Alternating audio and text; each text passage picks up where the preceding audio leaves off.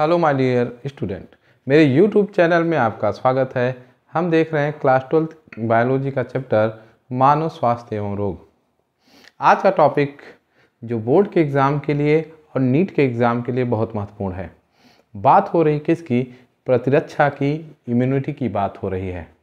इसके पहले वीडियो में हमने प्रतिरक्षा को समझा था कि वह प्रणाली जो हमारे शरीर को सुरक्षित रखती है बीमारियों से बचाने के लिए, जो रोगाणु, एंटीजन और पैथोजन हमारे शरीर के ऊपर आक्रमण करते हैं, उससे हमारे शरीर को सुरक्षित रखती है।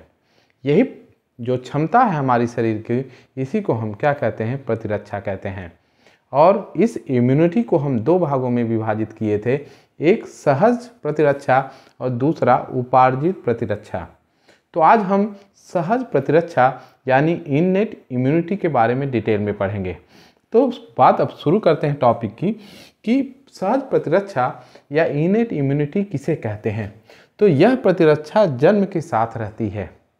जो बच्चा नया जन्म ले रहा है वह इस सहज प्रतिरक्षा के साथ आता है, यानी यह प्रणाली उस बच्चे के जन्म के साथ उसे मिलती है और सभी प्रकार के पैथोजेंस और जो प्रतिजन यानी एंटीजन होते हैं उनके खिलाफ क्या करती है? कार्य करती है और सब रोगाणुओं को एक समान तरीके से रोकने या मारने का काम करती है। जो सहज प्रतिरक्षा है वह सही मामले में कहें तो उन रोगाणुओं को, पैथोजेंस को शरीर के अंदर आने से रोकने का कार्य करता है।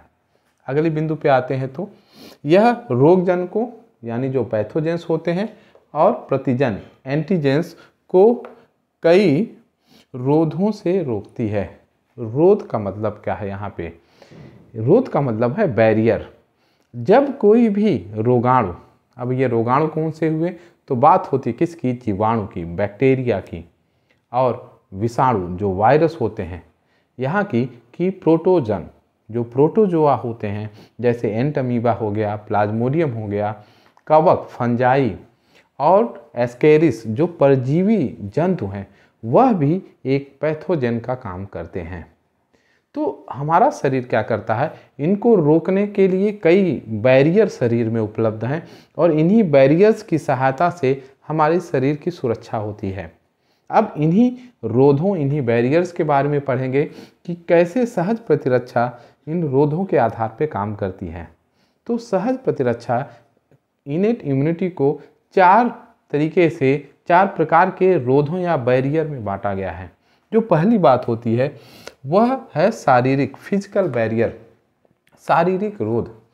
शारीरिक रोध को समझते हैं। अगर हम पहले बिंदु की बात करते हैं तो रोगजन को रोकने का प्रमुख रोध हमारी त्वचा का होता है।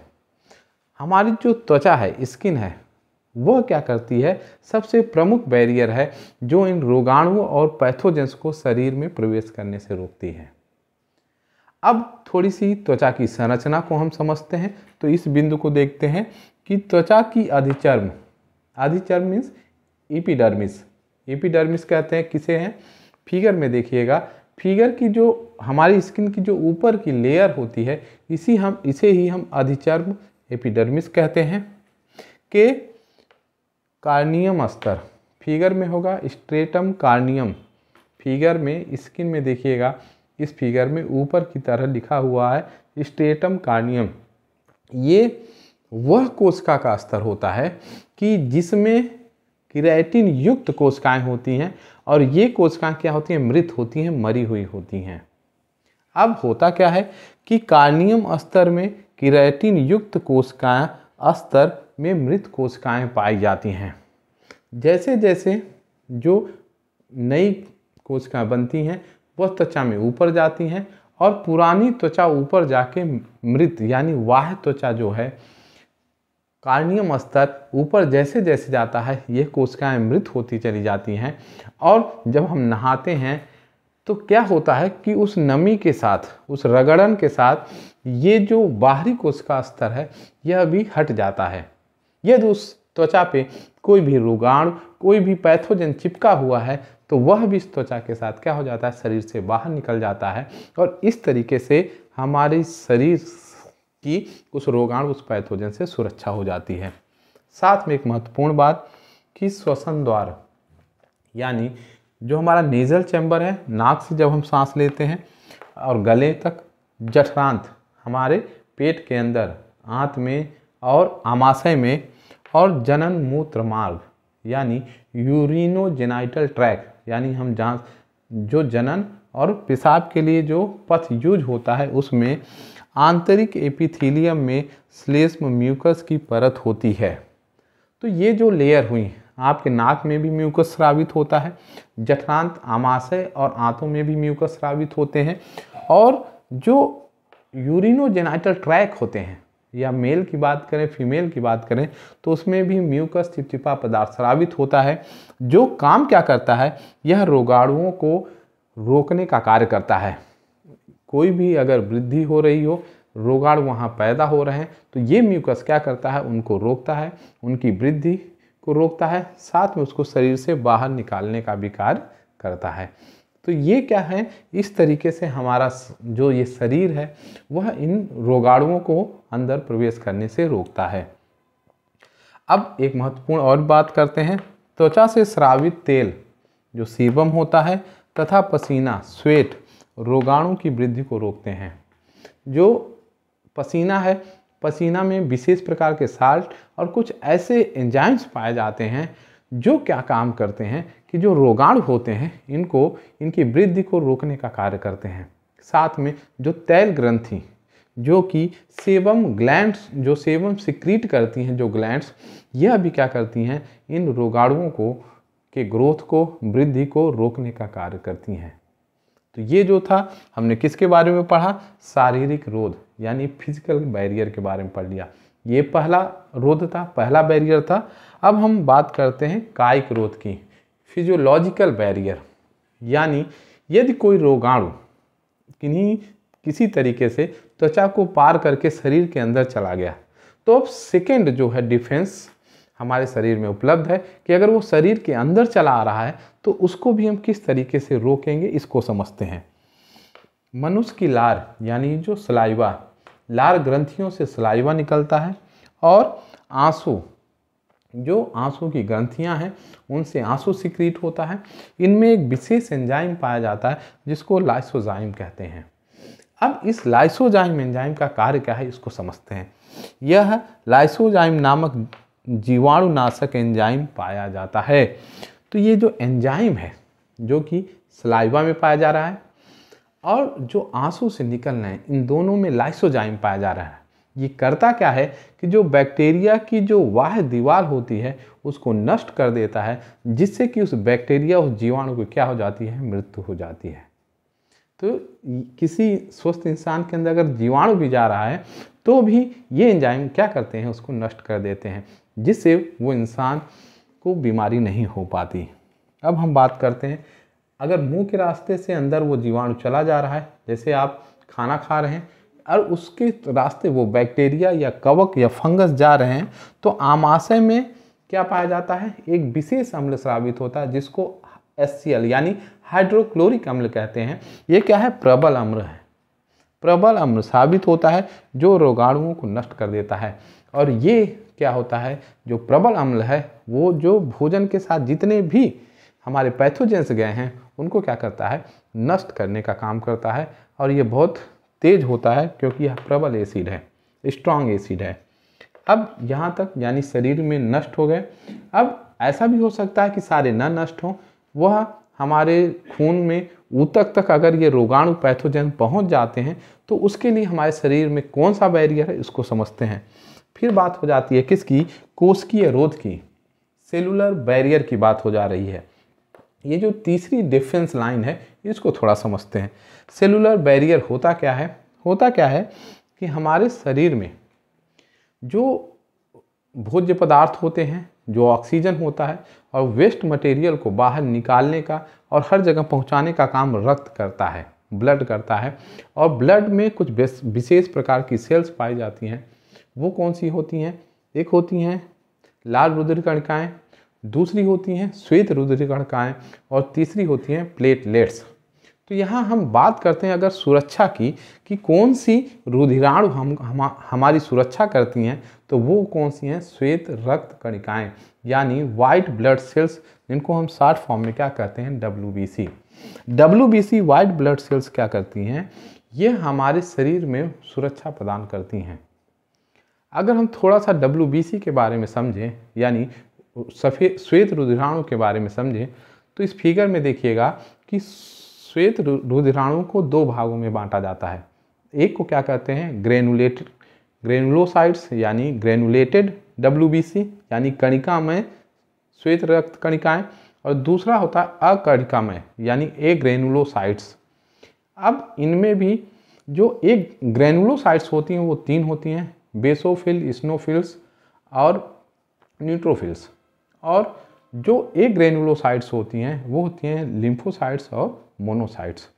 तो ये 5 प्रकार की जो होती हैं WBC, यह बहुत बड़ी डिफेंस यानी सुरक्षा का काम करती हैं, जिससे कि वो रोगाणु मर जाते हैं। अब कौन कौन से सीधे तौर पे सहज प्रतिरक्षा में काम करती है उसको समझते हैं।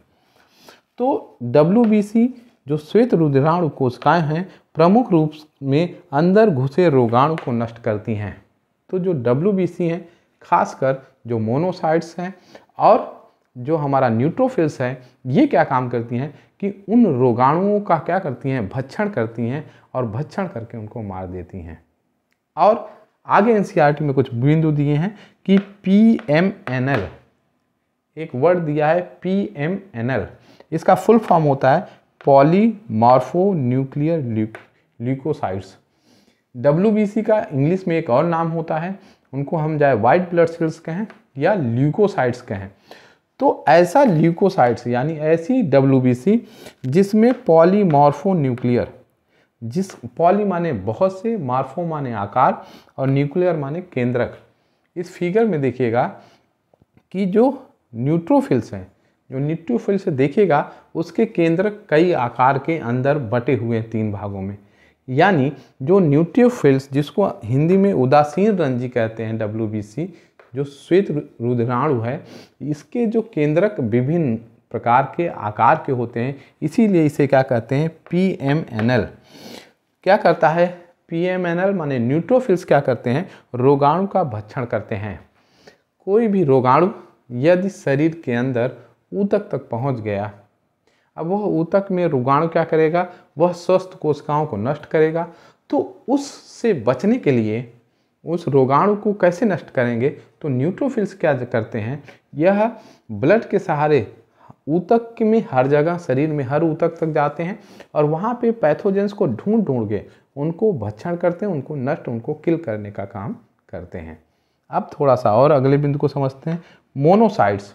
मोनोसाइट्स क्या है? यह भी क्या है? एक तरीके से WBC हैं, ल्यूकोसाइट्स हैं। यह भक्षाणु यानी मैक्रोफेजेज में बदल जाती हैं।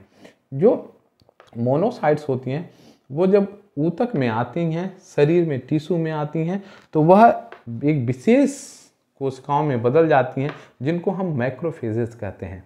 भक्षाणु कोशिका कहेंगे में बदलकर रोगाणुओं को नष्ट करती हैं। यह भी जो फैगोसाइट्स होती हैं वो सीधे तौर पे रोगाणु का क्या कर देती हैं? भक्षण कर लेती हैं, उनको नष्ट कर देती हैं। इस तरीके से फिगर में भी आप देख रहे होंगे। अब ये जो WBC है वो काम क्या करते हैं, कहाँ तक जाते हैं? तो विशेष प्रकार के जो हमारे शरीर में अंग हैं, जैसे प्लीहा है जिसको स्प्लीन कहते हैं, लसिका गांठें लिम्फेटिक नोड्स होती हैं, लसिका वाहिकाएं लिम्फेटिक वेसल्स होती हैं, में ये WBC यानी श्वेत रुधिर कणिकाएं, मोनोसाइट्स और हमारा न्यूट्रोफिल्स ये क्या करती हैं? भ्रमण करती रहती हैं और घूम फिर के जो लिम्फेटिक नोड्स होती हैं, जिनको लसिका गांठें कहते हैं, यहाँ पे रोगाणु को चारों तरफ से घेरा जाता है और जिसमें ये श्वेत रुधिराणु जो माइक्रोफेजेज हैं, न्यूट्रोफिल्स हैं, ये क्या करती हैं? उनका भक्षण करते हैं। फैगोसाइटोसिस जो इन रोगाणुओं को आप भक्षण करती हैं, इंग्लिश में इसे हम क्या कहते हैं? फैगोसाइटोसिस कहते हैं। तो एक भक्षण की प्रक्रिया संपन्न होती है जिससे कि रोगाणु नष्ट हो जाते हैं। यहाँ तक हमने अच्छी तरीके से कोशिकीय बैरियर को समझ लिया। अब जो लास्ट है वो क्या है? साइटोकाइनिन रोध, जिसको साइटोकाइनिन बैरियर कहते हैं।